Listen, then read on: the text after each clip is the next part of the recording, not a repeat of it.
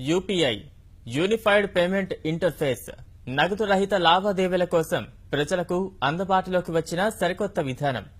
UPI అనే mobile app ఫోన్లో ఉంటే చాలు ఏ బ్యాంకుకైనా ఈమెయిల్ పంపినంత తేలికగా నగదును పంపించవచ్చు.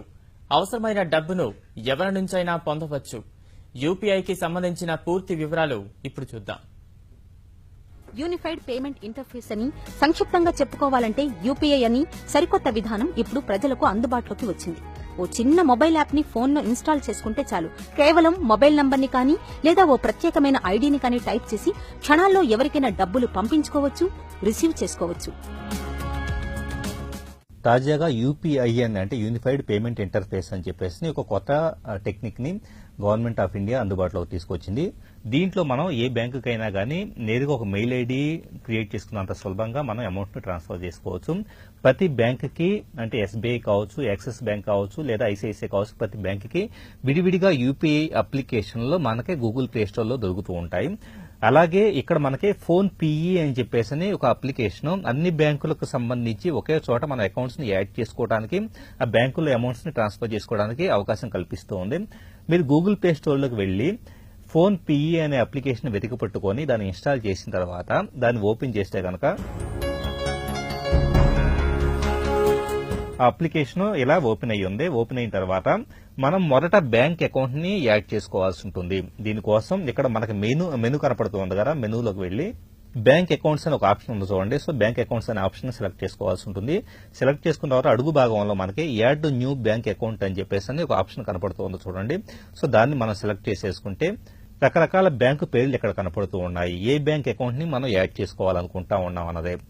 మనం ఒక కొత్త అకౌంట్ ని క్రియేట్ చేసుకున్నప్పుడు మన ఫోన్ లో అంటే ఒక ఫోన్ నెంబర్ తో రిజిస్టర్ చేసుకుంటాం కాబట్టి ఇప్పుడు మనం వాడుతున్న ఫోన్ లో ఏ మొబైల్ నెంబర్ ఉందో ఆ mobile number registered mobile number గా ఉన్న బ్యాంక్ అకౌంట్ ని ఇప్పుడు మనం యాడ్ చేసుకోవాలి.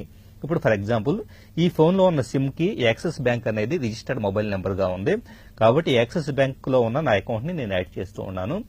ఫెచింగ్ యువర్ బ్యాంక్ అకౌంట్ అని చెప్పేసి ఆటోమేటిక్ గా మనం ఏమీ ఎంటర్ చేయాల్సిన పని లేకుండానే బ్యాంక్ అకౌంట్ అనేది యాడ్ అయిపోయింది. అలాగే దానికి సంబంధించిన ఒక ఎస్ఎంఎస్ కూడా వచ్చేసింది చూడండి. సో ఫైనల్ గా మనం డన్ అనే బటన్ ప్రెస్ చేస్తున్నామంటే గనక ఆటోమేటిక్ గా ఆ బ్యాంక్ అకౌంట్ అనేది యాడ్ అయిపోయినట్లేను. ఇలా మనకి కావాలంటే యాడ్ న్యూ బ్యాంక్ అకౌంట్ అని మనకి వేరే బ్యాంకులో అకౌంట్స్ ఉన్నప్పుడు కూడా యాడ్ చేసుకోవచ్చు.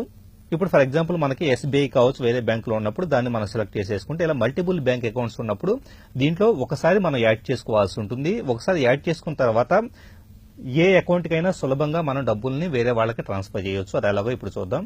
ఇక్కడ మనకి ఫోన్ పిఈ అనే అప్లికేషన్ లో హోమ్ స్క్రీన్ లో సెండో రిక్వెస్టో అని చెప్పేసి ఆప్షన్స్ కనపడుతూ ఉన్నాయి.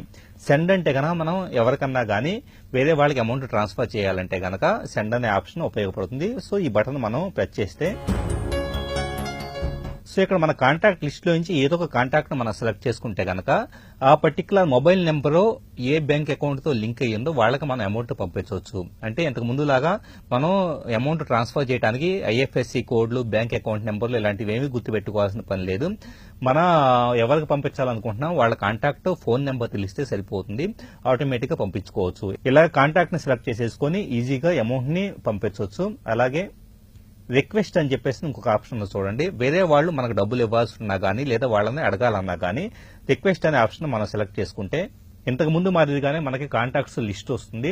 ఆటోమేటిక్ గా కాంటాక్ట్స్ లిస్ట్ నుంచి కూడా మనం అమౌంట్ ని రిక్వెస్ట్ చేయొచ్చు. విపిఏస్ అని చెప్పేసి ఇంకొక ఆప్షన్ కూడా ఇక్కడ ఉంది చూడండి. ఒకవేళ అవతల వాళ్ళు కూడా వాళ్ళ సొంత బ్యాంకుకు సంబంధించిన యూపీఐ అప్లికేషన్ ని ఇన్స్టాల్ చేసుకొని ఉంటే ఇక్కడ వాళ్ళ పేరుని మనం సెలెక్ట్ చేసేసుకుంటే కనుక ఆటోమేటిక్ గా మనం అవతల వాళ్ళ దగ్గర నుంచి అమౌంట్ ని రిసీవ్ చేసుకోవడానికి అవకాశం ఉంటుంది. యూపీఐ అనే టెక్నిక్ ద్వారా ఓన్లీ డబ్బులు పంపించుకోవడం, రిసీవ్ చేసుకోవడం అనే కాకుండా మొబైల్ రీఛార్జీలు చేసుకోవడానికి, అలాగే డేటా కార్డు రీఛార్జీలు చేసుకోవడానికి, డిటిహెచ్ కావచ్చు, బ్రాడ్బ్యాండ్ కనెక్షన్, ఎలక్ట్రిసిటీ బిల్స్, ఇలా అన్ని రకాల బిల్స్ ని మనం పే చేయొచ్చు. అట్ ది సేమ్ టైమ్ రీఛార్జీలు చేసుకోవడానికి అవకాశం కలుగుతుంది.